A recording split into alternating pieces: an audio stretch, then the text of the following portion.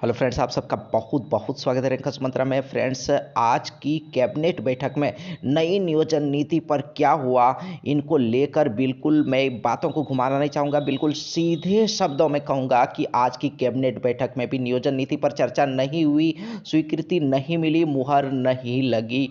आज की कैबिनेट बैठक में जो झारखंड के युवाओं के लिए निराशा का विषय है। लेकिन फ्रेंड्स, बात करें कि आखिर नियोजन नीति बनकर अगर तैयार है तो कहाँ फंसा है मामला, कौन से ऐसे पेच फंसे हैं कि अभी तक कैबिनेट तक नहीं आ सका है और क्या प्रारूप होने जा रहा है, इस पर हम लोग इस वीडियो में बात करेंगे। तो वीडियो के अंत तक जरूर बने रहिएगा। तो फ्रेंड्स, अगर आज की कैबिनेट बैठक की बात करें तो कुल 25 प्रस्ताव जो है उस पर मुहर लगी, लेकिन नियोजन नीति की चर्चा नहीं हुई। नियोजन नीति को स्वीकृति आज की कैबिनेट बैठक में नहीं मिली। और अगर सीधे शब्दों में कहें तो अब जो है नियोजन नीति पर कैबिनेट की स्वीकृति के लिए अगले कैबिनेट बैठक तक इंतजार करना होगा। और जैसा कि आप सभी को मालूम है कि नियोजन नीति को लेकर जो आंदोलन हुआ था 21 दिसंबर को, उसमें ये बात हुई थी कि सरकार 2 महीने के अंदर नियोजन नीति बना लेगी और स्वीकृति दे देगी। और लगभग पूरी संभावना ये भी है कि जो कैबिनेट बैठक अगली होगी उसमें स्वीकृति मिले, और जो विधानसभा का मीटिंग होने वाला है, विधानसभा का सत्र होने वाला है आपका फरवरी के लास्ट सप्ताह में, तो उसमें इसे रखा जाएगा।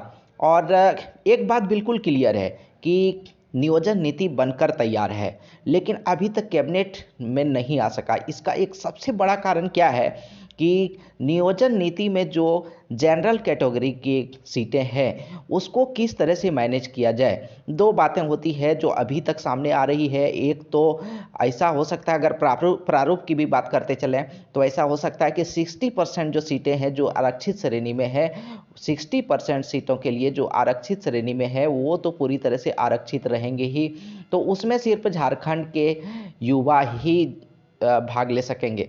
और अगर उसके बाद बात करें 60 के बाद जो 40% सीटें बचती है, तो 40% सीटें जो जनरल के लिए सीटें होंगी, तो इस पर बात चल रही है कि 40% सीटों को जनरल के लिए पूरे इंडिया के लिए ओपन कर दिया जाए। ऐसे में क्या होगा कि फिर आगे नियोजन नीति के फंसने के चांसेस कम हो जाएंगे। लेकिन वहीं अगर झारखंड के युवाओं की बात करें तो झारखंड के युवा पहले से ही काफ़ी आक्रोशित हैं कि हमें ऐसी नियोजन नीति नहीं चाहिए जहां की पूरे इंडिया से हमें प्रतिस्पर्धा करना पड़े। क्योंकि अलग अलग राज्यों की बात करें तो ज़्यादातर राज्यों में ऐसी ही नियोजन नीति है कि वहाँ के जो निवासी हैं वही खास करके 3rd और 4th ग्रेड जॉब्स में अप्लाई कर सकते हैं और उन्हें कम प्रतिस्पर्धा का सामना करना पड़ता है। और झारखंड जैसे पिछड़े राज्यों के लिए तो और भी ये जरूरी है।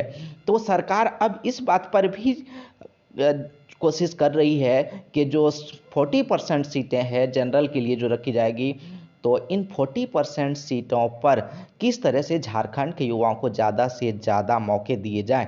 तो क्या 1985 का जो कट ऑफ डेट रखा गया था उसको लागू किया जाएगा या कुछ और, तो फ्रेंड्स ये तो आने वाला समय ही बताएगा।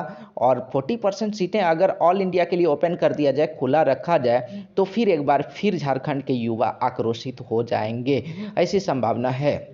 तो ऐसे में सरकार ये पूरी कोशिश कर रही है कि किसी तरह से झारखंड के युवाओं को भी संतुष्ट किया जाए और साथ में एक ऐसी नियोजन नीति बने जो आगे कोर्ट में ना फंसे और सबको स्वीकार्य हो।